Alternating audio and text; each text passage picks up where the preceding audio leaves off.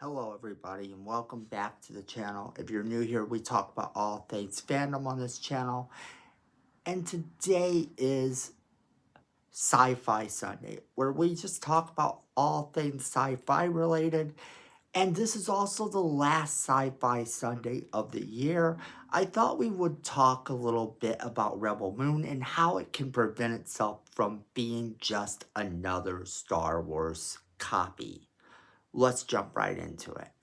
Now, this video is just going to be my opinions on what I would like to see happen in terms of Zack Snyder's Rebel Moon. Kind of how I would fix it so it feels less Star Wars.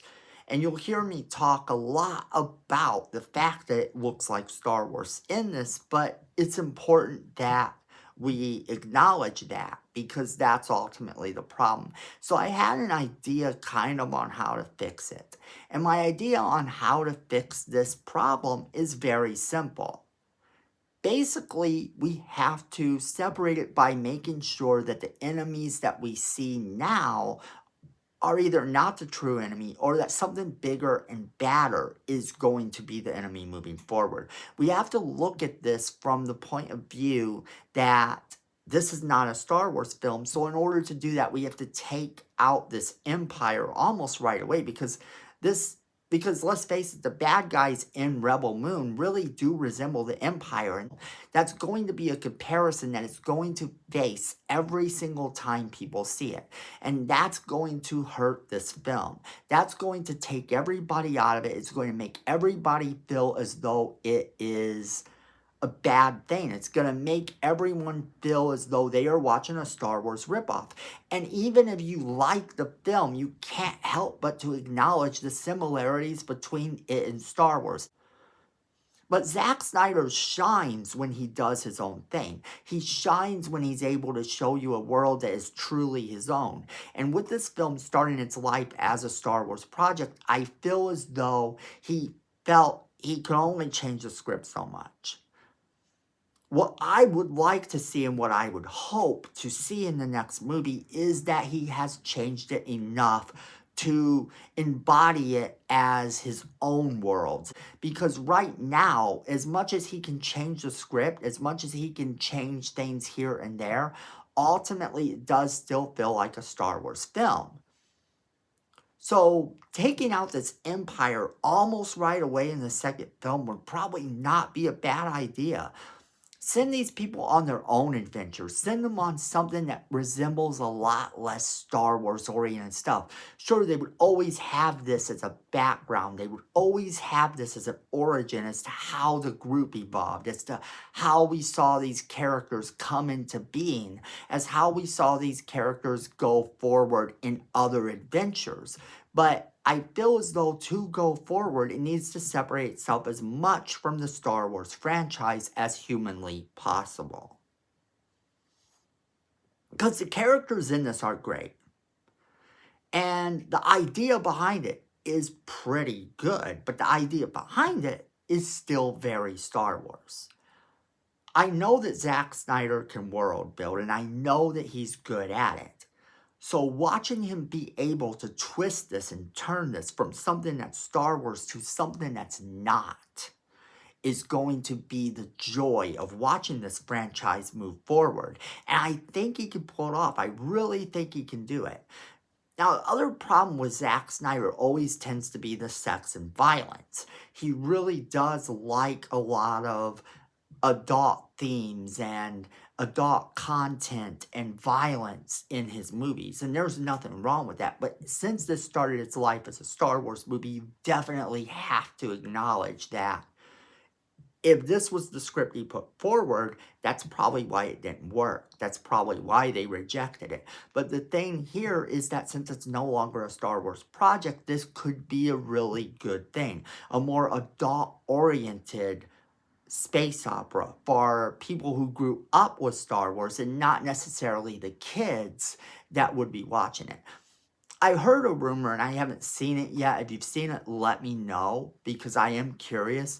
But I heard that Walmart and Target and some of these places are selling Rebel Moon toys. This is a little bit problematic to me because I'm thinking, wow, this movie, well, this movie's PG-13. They're doing a director's cut that's supposed to have more sex and more violence, and here we are selling toys to little kids. Only, let's be real, is that really a problem? Because honestly, little kids don't buy action figures for the most part anymore.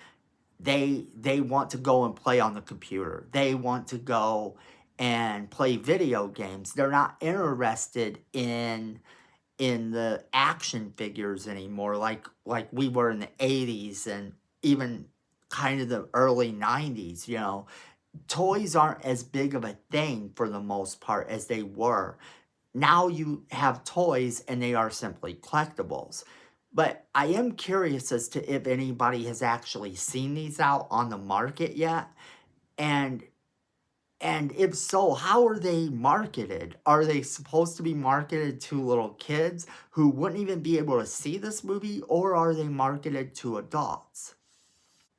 When I was growing up in the 80s, though, we didn't really care. We didn't care about that. If the toy was cool, we bought it. And I feel like that's still the thing.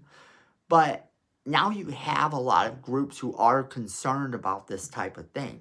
And I'm just wondering if there's going to be backlash about this if this is really happening. Definitely, he needs to take it out of that Star Wars vibe a lot more than what he's done.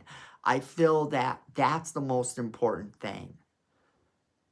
And I think doing this, you have to have an enemy that's so big, that's so bad, that even the bad guys are teaming up with the other people, with the good guys, to stop this other entity, to stop this other thing from coming in and destroying things. Look at some of the movies that have done this in the past. You've had movies that have done this in the past. You've had comic books that have done this in the past. And even some of those things, when they do this, when they have that story of something that's worse than the big bad you currently know, so bad that the bad guy has to help the good guy, it's always more epic than anything. And that's something Star Wars has never actually done. Star Wars has never actually pulled that off. They've always had the Jedi, the Sith, the dark side, and the Empire. And as long as Zack Snyder doesn't fall into that trap by having that type of vibe throughout his franchise, I definitely feel it can be good. And I feel that Zack Snyder can world build. So I'm really curious, what do you guys think? Have you seen Rebel Moon? What are your thoughts? What would you do differently if you were the writer of Rebel Moon? How would you separate it from the Star Wars franchise? All of these comparisons that I keep hearing are concerning. But I feel that they aren't as important as people are making them out to be. I feel that people are missing the point, but I do see where it would help if they change things up. But I want to know what you guys think. Alright, don't forget to leave us that comment in the comment box below, letting us know what you think. Don't forget to share this video with all of your friends so they can be a part of the conversation as well.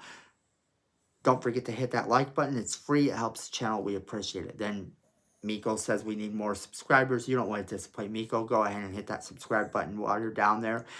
Make sure you hit that notification bell as well. And then at the end of the day, everyone, I know that you know and Miko knows that fandom is family.